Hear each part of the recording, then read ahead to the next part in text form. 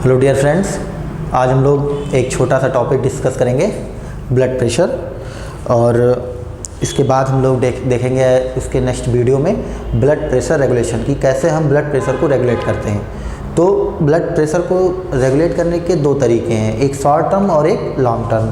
ठीक है, short term में हम लोग न्यूरोलॉजिकल पढ़ते हैं और लॉन्ग टर्म में हम लोग रास मैकेनिज्म देखते हैं, रेनिन एंजियोटेंसिन एल्डोस्टेरॉन सिस्टम। लेकिन इन रेगुलेशन को पढ़ने से पहले हमें ये समझना होगा कि ब्लड प्रेशर आखिर होता क्या है। हमें थोड़ा सा इस पे ध्यान देना होगा कि ब्लड प्रेशर क्या होता है। आपने पीछे वाला वीडियो देख लिया होगा कार्डियक साइकिल का, तो उसके आगे हम लोग चलते हैं ब्लड प्रेशर पे। आज एक छोटा सा टॉपिक है ब्लड प्रेशर। तो यहाँ पर देखते हैं ब्लड प्रेशर।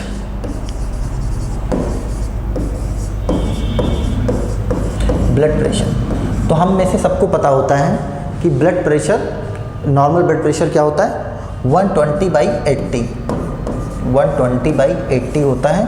और ये क्या होता है, सिस्टोलिक होता है, सिस्टोलिक ब्लड प्रेशर। और ये क्या होता है, डायस्टोलिक ब्लड प्रेशर। तो दो तरह के ब्लड प्रेशर होते हैं, सिस्टोलिक और डायस्टोलिक ब्लड प्रेशर। अब हम धीरे से आगे बढ़ते हैं और ये समझते हैं कि बात ये सिस्टोलिक वास्तव में क्या है और ये डायस्टोलिक क्या है। जब सिस्टोलिक को हम समझ जाएंगे और डायस्टोलिक को समझ जाएंगे तो फिर उससे जो प्रेशर बनता है वो उस पर हम थोड़ा सा ध्यान देंगे।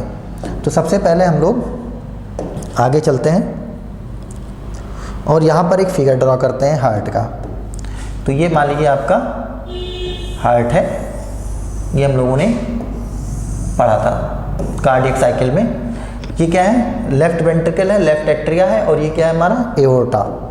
और हमें ये बात पता है यहाँ पर वाल्व होता है मिट्रल वाल्व, वाल्व होता है मिट्रल वाल्व। और यहाँ पर एक वाल्व होता है जिसे हम क्या कहते हैं, एओर्टिक वाल्व, एओर्टिक वाल्व। जो हमने आज से पहले पढ़ा है, मतलब कुछ आप ब्लड प्रेशर के बारे में जानते होंगे तो आप ये बात जानते होंगे, सिस्टोलिक का मतलब होता है एक तरीके से कॉन्ट्रैक्शन और डायस्टोलिक का मतलब होता है रिलैक्सेशन। तो ये हमें पता है कि जब हम कार्डियक साइकिल पढ़ रहे थे तो उसमें हमने ये देखा था कि वेंट्रिकल क्या करता है, कॉन्ट्रैक्ट होने से पहले इसका प्रेशर क्या होता है, बढ़ता है। इसका प्रेशर जब हमने पढ़ा था उसको थोड़ा सा हम रिपीट करते हैं। तो हमने ये पढ़ा था कि वेंट्रिकल का प्रेशर 0 से स्टार्ट होकर 5 तक जाता है, 5 mmHg। जब 0 से स्टार्ट होकर 5 mmHg तक जाता है तो हमारा मिट्रल वाल्व क्या हो जाता है, क्लोज हो जाता है। उसके बाद वेंट्रिकल का प्रेशर और बढ़ता है और वेंट्रिकल का प्रेशर चला जाता है 120 mmHg तक। और जैसे ही हमारे वेंट्रिकल का प्रेशर कहाँ तक पहुँचता है, 120 mmHg तक पहुँचता है, वैसे ही हमारा क्या ओपन हो जाता है, एओर्टिक वाल्व क्या हो जाता है, ओपन हो जाता है। तो यानी वेंट्रिकल का जो प्रेशर है वो क्या है, 120 mmHg। ठीक है, और 120 mmHg ये क्या है, हमारे वेंट्रिकल का प्रेशर है। तो 120 mmHg जैसे ही होता है प्रेशर, वैसे ही हमारा क्या होता है, एओर्टिक वाल्व ओपन हो जाता है। और हमारे एओर्टिक वाल्व के ओपन होते ही, हमारे एओर्टिक वाल्व के ओपन होते ही क्या हो जाता है, ब्लड हमारा यहाँ पहुँचा। ब्लड को हम वाइट से दिखा रहे हैं, ठीक है, जिससे अच्छे से विजुअल हो। तो हमारा ब्लड कहाँ पहुँच जाता है, एओर्टा में। और जैसे ही एओर्टा में पहुँचता है, ठीक है, तो हम ये कहते हैं कि हमारा क्या हो गया, सिस्टोल हो गया। ठीक है, ये हमारा क्या, अच्छा यहाँ पर एओर्टा में क्या लगेगा, प्रेशर। और एओर्टा में प्रेशर लगते ही ये क्या हो जाएगा, एओर्टा स्वेल कर जाएगी। मतलब इलास्टिक फाइबर से बने होते हैं ये, और ये कुछ इस तरह से हो जाएगा। क्यों, क्योंकि यहाँ पर क्या भर गया है, ब्लड। यहाँ पर क्या भर गया, हमारा ब्लड जो है भर गया है। ठीक है, अब यहाँ पर जो हमारा प्रेशर होगा उसे हम क्या कहेंगे, वो प्रेशर क्या होगा, 120 mmHg। और इसी को हम क्या कहेंगे, सिस्टोलिक ब्लड प्रेशर कहेंगे। ठीक है, अच्छा, अगर अब तुम्हें एक बात यहाँ पर थोड़ी सी ध्यान में आएगी कि सर जब ये एओर्ट वेंट्रिकल पे डिपेंड कर रहा है, वेंट्रिकल के कॉन्ट्रैक्शन पे डिपेंड कर रहा है सिस्टोलिक ब्लड प्रेशर, तो इसका मतलब ब्लड वेंट्रिकल का कॉन्ट्रैक्शन, मतलब कि वेंट्रिकल के कॉन्ट्रैक्शन के प्रेशर को अगर हम बढ़ा देंगे तो सिस्टोलिक ब्लड प्रेशर क्या हो जाएगा, इंक्रीज हो जाएगा। और अगर वेंट्रिकल के कॉन्ट्रैक्शन को हम क्या कर देंगे, रिड्यूस कर देंगे, तो सिस्टोलिक ब्लड प्रेशर क्या हो जाएगा, रिड्यूस कर जाएगा।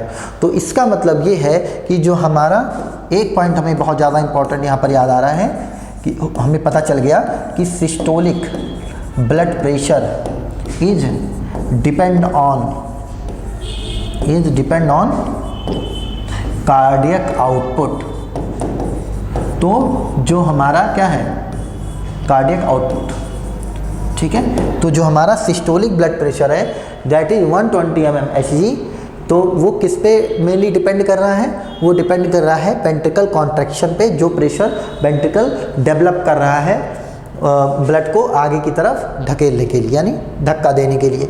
तो सिस्टोलिक पे डिपेंड ऑन कार्डियक आउटपुट। फिर एक पॉइंट और हम 2 पॉइंट यहाँ पर समझ गए इसी बात को समझते ही कि अगर हम क्या करेंगे, कार्डियक आउटपुट को इंक्रीज कर देंगे तो हमारा ब्लड प्रेशर इंक्रीज हो जाएगा। कौन सा, याद रखना सिस्टोलिक 2 तरह के ब्लड प्रेशर है, सिस्टोलिक और डायस्टोलिक। तो हमारा कौन सा ब्लड प्रेशर बढ़ जाएगा, सिस्टोलिक ब्लड प्रेशर इंक्रीज कर जाएगा।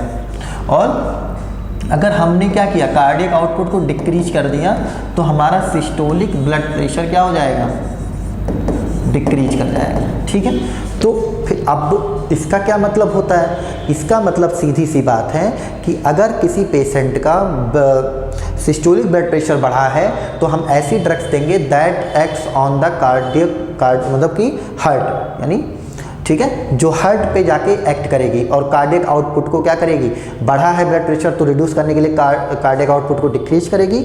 और अगर क्या है, कार्डियक आउटपुट डिक्रीज है तो हम ऐसी ड्रग्स का यूज करेंगे जो हार्ट पे जाके कार्डियक आउटपुट को क्या करें, इंक्रीज करें।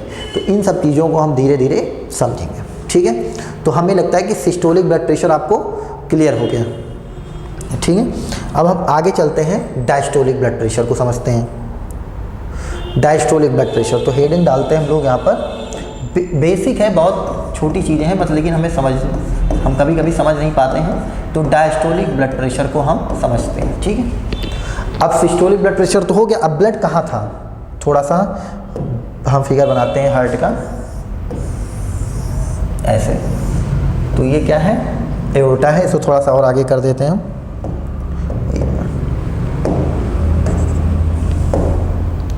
ये थोड़ा यहाँ तक आगे आता है एओर्टा, और ये किस में टूट जाता है, आर्ट्रियोल्स में। हमारा एओर्टा है वो आर्टरी, और आर्टरी के बाद किस में ब्रेक हो जाएगा, आर्ट्रियोल्स में, ठीक है। खाली समझने के पर्पज से है, ऐसे ऐसे, ठीक है। और ये हमारा क्या है, आर्टरियोल्स। इंट्रोडक्शन हार्ट वाले वीडियो में हमने इसको शुरुआत में ही सारी चीज़ें क्लियर कर दी हैं। तो ये है आपका आर्टेरियोल्स, ठीक है। अब तक हमने क्या क्या पढ़ लिया है, हमने ये पढ़ लिया है कि यहाँ पर है हमारा मिट्रल वाल्व, यहाँ पर है हमारा क्या नाम इसका, एओर्टिक वाल्व। अब क्या हुआ है कि जैसे ही ब्लड क्या हो गया, जैसे अभी हमने पीछे सिस्टोलिक ब्लड प्रेशर को जब हमने समझा था तो हमने इस बात को समझा कि वेंट्रिकल का प्रेशर 120 mmHg होते ही हमारा क्या होता है, ये एओर्टिक वाल्व ओपन हो जाता है। एओर्टिक वाल्व ओपन होते ही ब्लड कहाँ चला जाता है, एओर्टा में चला जाता है, क्योंकि एओर्टा इलास्टिक फाइबर से बना होता है, इसलिए एओर्टा अपना साइज क्या कर लेता है, बढ़ा देता है। तो इस तरह से हमारा सिस्टोलिक ब्लड प्रेशर क्या आता है, 120 mmHg आता है। अब हम उसके आगे की बात करते हैं। जब हम उसके आगे बात करेंगे तो अभी तक ब्लड हमारा कहाँ है, हमारा ब्लड है एओर्टा में, हमारा ब्लड है एओर्टा में, ठीक है, ऐसे, ठीक। और वाइट कलर से हमने ब्लड को शो किया जिससे विजिबल आसानी से हो सके। अब ये ब्लड आपका कहाँ पर है, एओर्टा में। अब एओर्टा क्या करेगा, आगे की तरफ इसको क्या करेगा, प्रेशर लगा के पुश करेगा। जो एओर्टा है ये ब्लड को क्या करेगा, आगे इसको पुश करेगा। तो आगे की तरफ जब पुश करेगा तो ब्लड कहाँ आएगा, ऐसे आते आते ब्लड आएगा और यहाँ पर इंटर कर जाएगा किसमें, आर्टेरियोल्स में, ठीक है। और उसके बाद ये आगे की तरफ चला आएगा, ठीक है। अगर यहाँ पर हम ये देखते हैं कि आर्टेरियोल्स में ब्लड आ चुका है, तो अगर यहाँ पर आर्टेरियोल्स क्या है, कॉन्ट्रैक्ट है, मतलब जो फ्लो ऑफ ब्लड है, जो पाथ है फ्लो ऑफ ब्लड का, वो नैरो है। अगर ये आर्ट्रियोल्स क्या है, नैरो है, तो आर्ट्रियोल्स के नैरो होने से यहाँ पर क्या होगा, ब्लड को ज़्यादा प्रेशर अप्लाई करना पड़ेगा उस रास्ते से बाहर निकलने के लिए। और अगर आर्ट्रियोल्स की जो वेसल्स है वो क्या है, डायलेटेड हैं, तो हमें हमारे जो ब्लड है, हमारा जो फ्लो हो रहा है, उसको लेस प्रेशर अप्लाई करना पड़ेगा उस जगह से निकलने के लिए। अगर ये नैरो है तो यहाँ से जो ब्लड एओर्टा प्रेस करेगा वो तेज़ी से प्रेस करेगा ब्लड को, यानी कि जो ये डायस्टोलिक ब्लड है वो किस पे मतलब डायस्टोलिक ब्लड क्या होता है, बस इतना समझ लो कि एओर्टा जिस प्रेशर से ब्लड को आगे की तरफ क्या होता है, धक्का देता है, उसी को हम क्या कहते हैं, डायस्टोलिक ब्लड प्रेशर कहते हैं। पहले बेसिक चीज़, तो ये होता है आपका डायस्टोलिक ब्लड प्रेशर, जो कि क्या होता है 80 mmHg के बराबर होता है। ठीक है, तो डायस्टोलिक ब्लड प्रेशर हमने क्या समझा कि जो एओर्टा जो है, जो ब्लड क्या करता है, प्रोड्यूस करता है आगे की तरफ उसको धक्का देने के लिए। ठीक है, तो वहाँ पर क्या हो जाता है, डायस्टोलिक ब्लड प्रेशर। अब हमने थोड़ा आगे बता दिया था, तो अब ये डायस्टोलिक प्रेशर किस बात पे डिपेंड करता है कि अगर यहाँ पर क्या है, ब्लड वेसल्स हमारी क्या है, नैरो हैं, तो ब्लड को ज़्यादा प्रेशर लगाना पड़ेगा इसको आगे बढ़ाने के लिए, और अगर ये डायलेटेड हैं तो लेस प्रेशर। तो अगर ये नैरो हैं तो इसको हम किस चीज़ से कहते हैं, इसको हम कहते हैं सिस्टेमिक रेजिस्टेंस। कुछ जगह पर, कुछ बुक्स में इसको लिखा रहता है systemic resistance, systemic vascular resistance. ठीक है, चलो बस पूरा लिख दो, सिस्टेमिक वैस्कुलर रेजिस्टेंस कहते हैं, कुछ बुक में लिखा है, और कुछ बुक ने इसको लिखा है total peripheral resistance. Total peripheral, थोड़ा स्पेलिंग देख लेना, टोटल पेरीफेरल रेजिस्टेंस। तो हमें ये समझ में आ गया, हम टोटल पेरीफेरल रेजिस्टेंस ही कहते हैं। ठीक है, तो ये बुक में अलग अलग लिखा है, तो उसके लिए आप परेशान मत हो, मतलब एक तरीके से रेजिस्टेंस है। तो अब ये किस पे डिपेंड कर रहा है, यहाँ पर रेजिस्टेंस कितना ज़्यादा है या कितना कम है। तो पहली बात, अगर टोटल पेरीफेरल रेजिस्टेंस TPR क्या है, ज़्यादा है, तो हमारा ब्लड प्रेशर क्या हो जाएगा, ज़्यादा हो जाएगा, 80 से एबव चला जाएगा। और अगर क्या है, हमारा टोटल पेरीफेरल रेजिस्टेंस क्या है, कम है, टोटल पेरीफेरल रेजिस्टेंस क्या है, यहाँ पर वेसल्स हमारी क्या है, डायलेटेड है, तो यहाँ पर टोटल पेरीफेरल रेजिस्टेंस क्या है, कम है, तो हमें हमारा ब्लड प्रेशर क्या हो जाएगा, रिड्यूस कर जाएगा। ठीक है, तो अब बात हमारी समझ में आ गई कि अगर किसी पेशेंट का डायस्टोलिक ब्लड प्रेशर बढ़ा हुआ आता है तो हमें ऐसी मेडिसिन का यूज करना पड़ेगा जिनका इफेक्ट कहाँ हो, आर्ट्रियोल्स पे हो। तो बढ़ा है तो ऐसी दवा यूज करेंगे, मेडिसिन का यूज करेंगे जो आर्ट्रियोल्स को क्या करते हैं, डायलेट कर दें, जिससे हमारा ब्लड प्रेशर क्या हो जाए, घट जाए। और अगर किसी पेशेंट का डायस्टोलिक ब्लड प्रेशर कम आता है, 80 से कम आ रहा है, 60 के लगभग आ रहा है, 60 तक तो नॉर्मल मान लिया जाता है, लेकिन लगभग अगर आ रहा है तो हम ऐसी दवा देंगे जो ब्लड वेसल्स को क्या करें, कॉन्ट्रैक्ट करें। तो इस तरीके से हम इन सब चीज़ों को समझते हैं। तो अब हम लोग आगे चलते हैं, ये चीज़ आपको क्लियर हो गई होगी। हम थोड़ा सा आगे बढ़ते हैं, तो यहाँ पर क्या है, तो हमने क्या समझा अभी तक, ये हम थोड़ा सा देख लेते हैं। तो हमने ये समझा कि जो ब्लड प्रेशर होता है वो 120/80 होता है। ठीक है, और ये हमारा क्या होता है, सिस्टोलिक ब्लड प्रेशर। ठीक है, और ये 80 हमारा क्या होता है, डायस्टोलिक ब्लड प्रेशर। ठीक है, और जो सिस्टोलिक ब्लड प्रेशर होता है वो किस पे डिपेंड करता है, कार्डियक आउटपुट पे, और जो डायस्टोलिक ब्लड प्रेशर होता है वो किस पे डिपेंड करता है, टोटल पेरीफेरल रेजिस्टेंस पे। ये चीज़ हमने अभी तक समझ ली है, सिस्टोलिक ब्लड प्रेशर और डायस्टोलिक ब्लड प्रेशर। ठीक है, अब हम आगे की तरफ बढ़ते हैं। अब हम देखेंगे एक छोटा सा टॉपिक है। पहले हम ये समझ लेते हैं कि ब्लड प्रेशर को मतलब कौन कौन से और फैक्टर हैं जो इसको इफ़ेक्ट करते हैं ब्लड प्रेशर को। तो थोड़ा सा देखते हैं, हम समझा देंगे, आप लोग लिख लीजिएगा, नोट्स बना लीजिएगा। Factors affecting blood pressure. तो मेनली तो दो ही हैं, मेनली तो दो हैं। हमने क्या क्या पढ़ा है, मेनली दो हैं हमारे, कार्डियक आउटपुट और टोटल पेरिफेरल रेजिस्टेंस, ठीक है, TPR, या SV systemic vascular resistance, SVR भी आप लिख सकते हैं, उसमें कोई दिक्कत की बात नहीं, ठीक। अब यहाँ पर कार्डियक आउटपुट कैसे बढ़ेगा ये थोड़ा आप समझने की कोशिश कीजिए।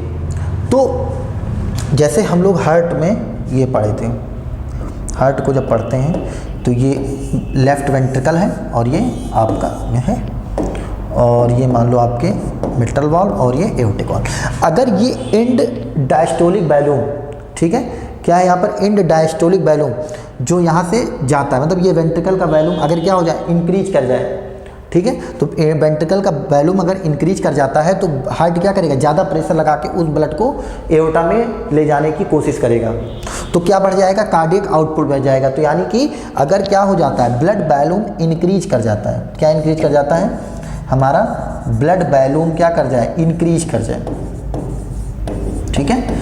अब ब्लड वैल्यूम इंक्रीज कैसे करता है, तो ब्लड वैल्यूम इंक्रीज तब करता है जैसे किसी को सैलाइन चढ़ा दिया गया हो। सैलाइन मतलब आप जानते होंगे कि जो ग्लूकोज की बोतल्स आती हैं, जो पेशेंट को सैलाइन चढ़ाया जाता है, उसकी वजह से क्या होता है, ब्लड वैल्यूम क्या करता है, इंक्रीज कर जाता है, तो उसमें क्या होता है, कार्डियक आउटपुट बढ़ जाता है, ठीक है। दूसरी बात क्या हो जाए, अगर एक बात अब आप और याद रखेंगे कि जैसे ये हार्ट है, एक मिनट हम पीछे समझा दे रहे हैं हमको, जैसे यहाँ पर है, तो यहाँ से आपको ये बात पता है कि यहाँ से ये आगे क्या बन जाता है, यहाँ से आगे ये वेन्स शुरू हो जाती हैं और वेन्स फिर वेन्यूल्स, और वेन्यूल से वेन्स, और वेन्स से फिर ये वेना केवा, और वेना केवा से ये चला जाता है लेफ्ट हार्ट में, ठीक है। अगर किसी वजह से वेनस में क्या हो जाए, वेन्यूल में क्या हो जाए, कॉन्ट्रैक्शन हो जाए, वीनस कॉन्ट्रैक्शन हो जाए, तो वेनस जब कॉन्ट्रैक्ट कर जाएगी तो इम्प्योर ब्लड ज़्यादा क्वांटिटी में कहाँ जाएगा, हमारे राइट एट्रिया में जाएगा और राइट वेंट्रिकल से होते हुए, मतलब कुल मिला के ब्लड वैल्यूम क्या कर जाएगा, इंक्रीज कर जाएगा। तो इस तरह से अगर वीनो कॉन्ट्रैक्शन हो जाए, क्या होता है, वीनो कॉन्ट्रैक्शन, ठीक है, अगर क्या हो जाता है, वीनो कॉन्ट्रैक्शन, अगर वीनो कॉन्ट्रैक्शन हो जाता है तब भी हमारे बॉडी में क्या हो जाएगा, कार्डियक आउटपुट बढ़ जाएगा, ब्लड वैल्यूम इंक्रीज कर जाएगा, ठीक है। तो हम ऐसी दवा देंगे कि कार्डियक आउटपुट अगर बढ़ गया है तो हमें लगता है कि वीनो कॉन्ट्रैक्शन हुआ है, तो हम क्या करते हैं, ऐसी ड्रग देंगे जो वेनस को क्या कर दे, डायलेट कर दे। और TPR तो पता ही है आपको, टोटल पेरिफेरल रेजिस्टेंस, तो वो किसी भी तरह से रजिस्ट कर सकता है, ठीक है।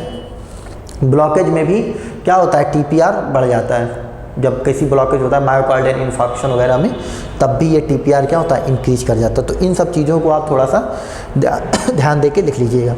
फिर हम लोग आगे चलते हैं, एक छोटा सा टॉपिक और है जिसका नाम है मीन एट्रियल प्रेशर, जिसका नाम क्या है, मीन एट्रियल प्रेशर,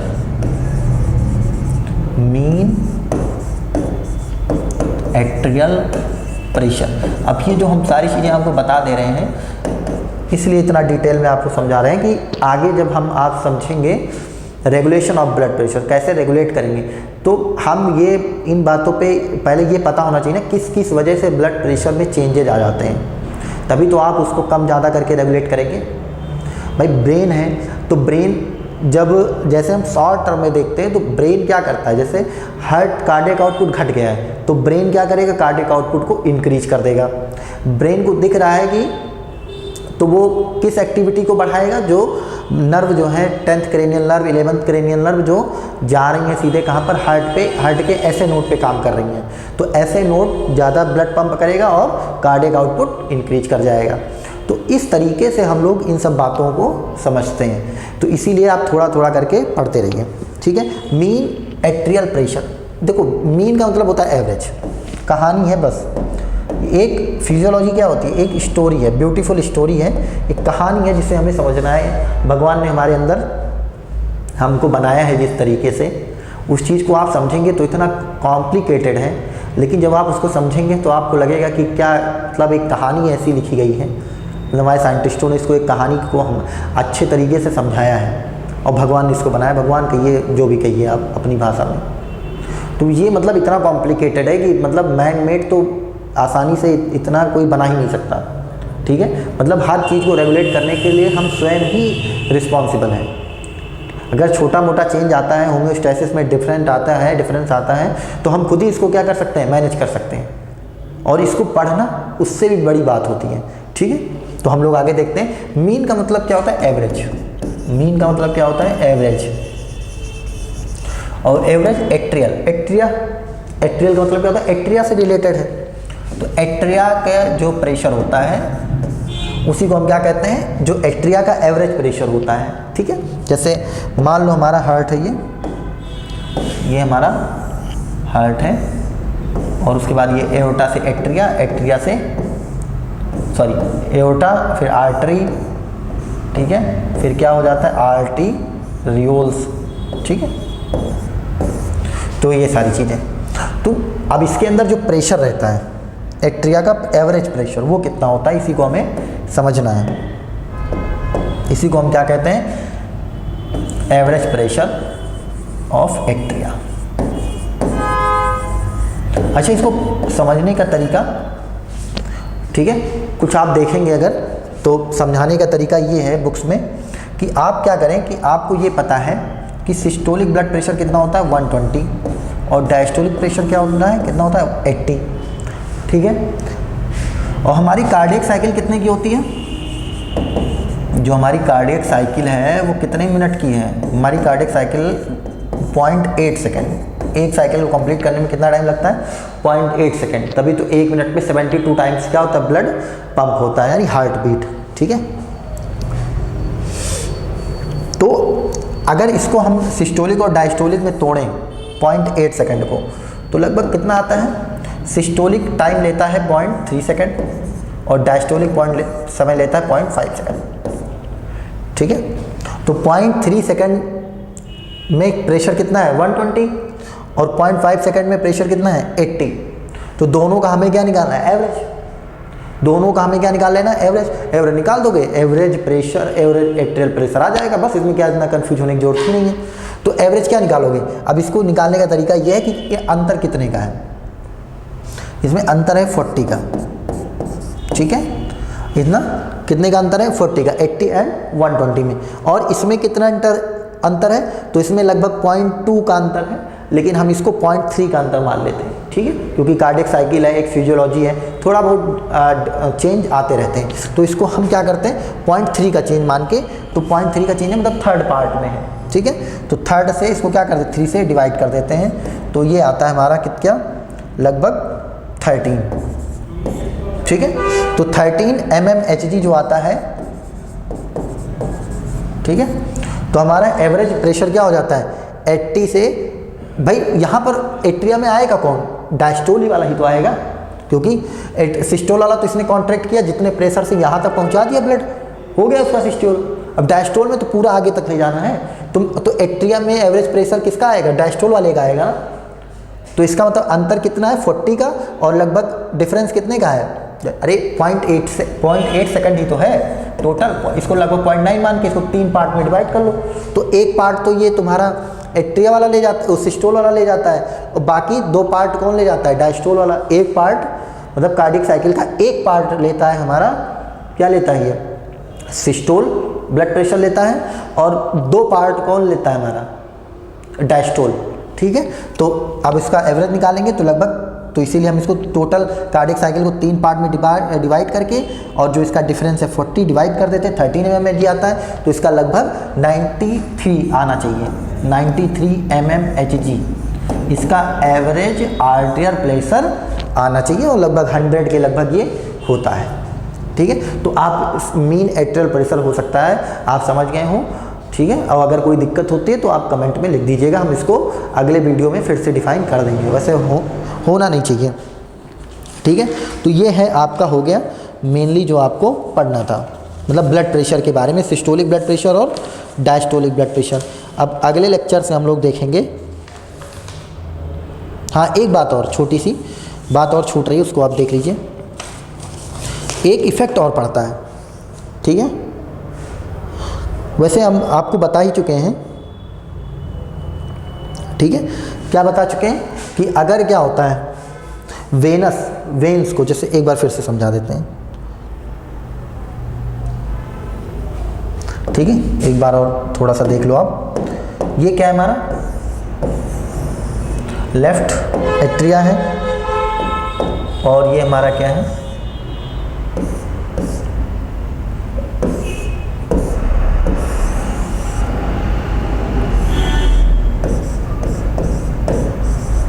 ठीक है।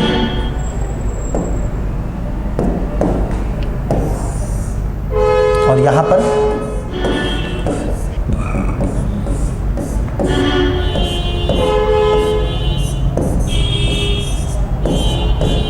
और उसके बाद ये वेन्यूल्स के बाद से होती है क्या हमारी कैपिलरीज,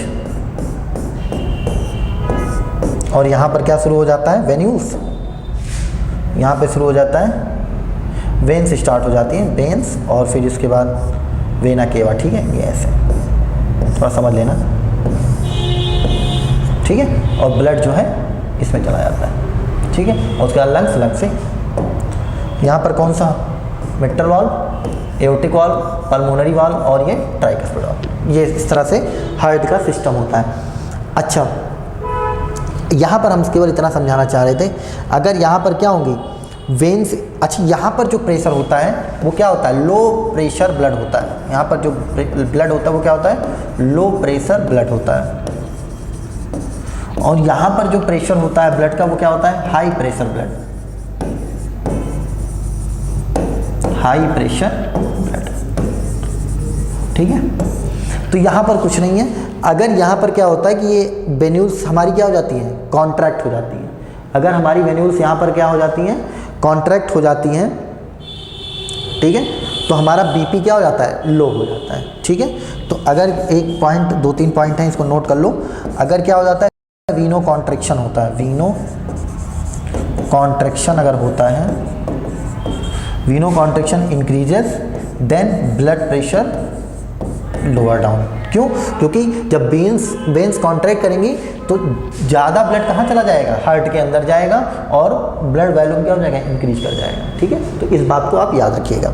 दूसरा क्या है, अगर वीनो डायलेशन होता है, क्या होता है वीनो कॉन्स्ट्रिक्शन ही लिख लो, कॉन्स्ट्रिक्शन या veno dilation decreases then blood pressure क्या होता है इंक्रीजेस। क्यों? क्योंकि जैसे ही वेन्स हमारी क्या होती हैं लेस कॉन्टैक्ट होती है, डायलेट होती हैं, कम ब्लड पहुंच पाता है हार्ट के पास, और कम ब्लड हार्ट के पास पहुंचने का मतलब है कि हार्ट को ज़्यादा ताकत लगानी पड़ेगी ब्लड को पंप करने के लिए, तो ब्लड प्रेशर हमारा क्या हो जाता है इंक्रीज कर जाता है। अब इसी तरीके से आप ये भी लिख सकते हैं, 2 पॉइंट और ऐसे ही लिख सकते हैं कि आर्टरी, अगर आर्ट्रियोल्स, आर्टरियो को कॉन्ट्रैक्शन अगर होता है, कॉन्ट्रैक्शन इंक्रीजेस, तो बीपी क्या हो जाएगा ब्लड प्रेशर इंक्रीज कर जाएगा। और अगर आर्टीरियो डायलेशन होता है या आर्टरियो कॉन्ट्रैक्शन क्या होता है डिक्रीज करता है, तो हमारा बीपी क्या हो जाता है रिड्यूस कर जाता है, ठीक है। तो इन चीज़ों को जब आप समझ लेंगे तब अगले लेक्चर में जब हम पढ़ेंगे रेगुलेशन ऑफ ब्लड प्रेशर, तो रेगुलेशन ऑफ ब्लड प्रेशर में हम पढ़ेंगे short term regulation of blood, जो कि हमारे ब्रेन से कंट्रोल होता है, ठीक है। क्रेनियल नर्व्स उसको क्या करती हैं कंट्रोल करती हैं। और उसके नेक्स्ट वीडियो में हम लॉन्ग टर्म देखेंगे जिसमें हम मेनली रास मैकेनिज्म पे बात करेंगे, ठीक है। तब तक के लिए थैंक यू।